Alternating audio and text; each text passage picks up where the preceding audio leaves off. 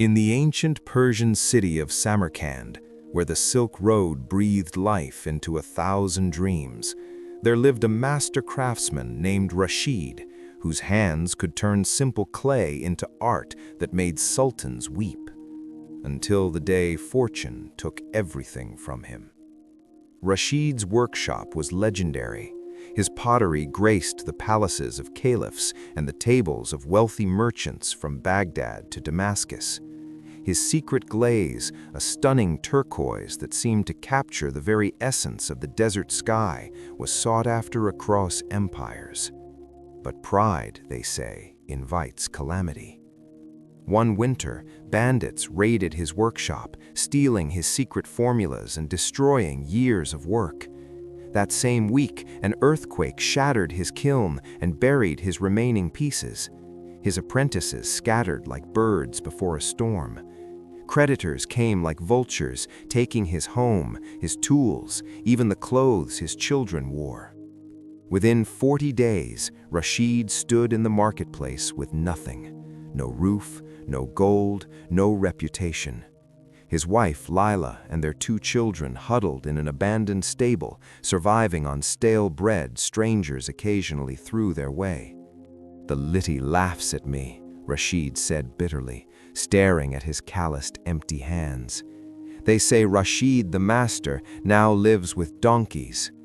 But Layla, her face gaunt but her eyes steady, took his hands. "Husband, we have lost clay and gold, but not what made you a true craftsman, the belief that beauty can be born even from dust." Rashid found work carrying water for a hammam. His back ached, his pride burned with each bucket, and former admirers walked past him as if he were invisible. At night, exhausted, he would still trace designs in the dirt with his finger, unable to stop creating, even when creation had betrayed him. One evening, a mysterious old woman appeared at the stable. Her eyes were sharp as a falcon's. "Why do you still draw patterns in the dust, Rashid? Your art brought you nothing but ruin." Rashid looked at his rough sketches. "Because, grandmother, I do not create for reward. I create because it is who I am. Even if no one ever sees my work again, these patterns sing in my blood. Faith is not about getting what we want. It's about remaining who we are when everything tells us to give up." The old woman smiled cryptically and disappeared into the night shadows. One freezing night, his youngest son developed a terrible fever. The city physician demanded payment Rashid couldn't provide. He ran through the snow-covered streets, begging at doors that had once opened wide for him. "Please, just medicine for my child." "Go away, fallen man. Your misfortune might be contagious." Rashid collapsed in the snow outside the great mosque. For the first time, despair wrapped around his heart like chains. But then he heard Layla's voice in his memory. "We have not lost who we are." He stood, walked into the mosque, and prayed, not for wealth to return, not for his son to survive, but simply giving thanks for the love he'd known, for the art he'd created, for the strength to have endured this far. As he left the mosque at dawn, an elderly nobleman stopped him. "You are Rashid the potter, are you not? 20 years ago, you created a vase for my father's wedding. It was destroyed last month, and I've searched everywhere for someone who could replicate it. I will pay any price."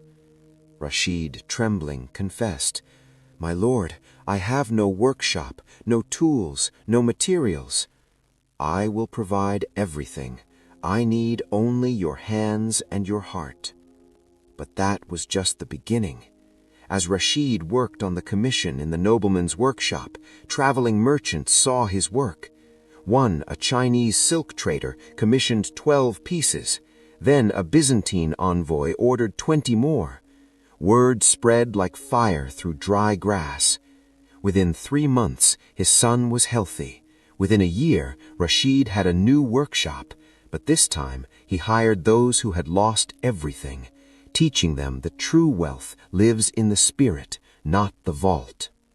Years later, When young craftsmen came seeking wisdom, Rashid would tell them, "I lost my workshop, my gold, my reputation, everything except my belief in what I was meant to do. And in that stripped, naked moment of faith, when the world said I was nothing, the universe carved space for miracles to enter. When you believe in your purpose, even when all walls crumble, even when friends turn to shadows, even when logic screams surrender, that is precisely when destiny conspires to lift you higher than you ever stood before." And so the ancient tale whispers to us, the deepest darkness is merely the canvas upon which the brightest stars are painted, but only for those who keep their inner fire alive.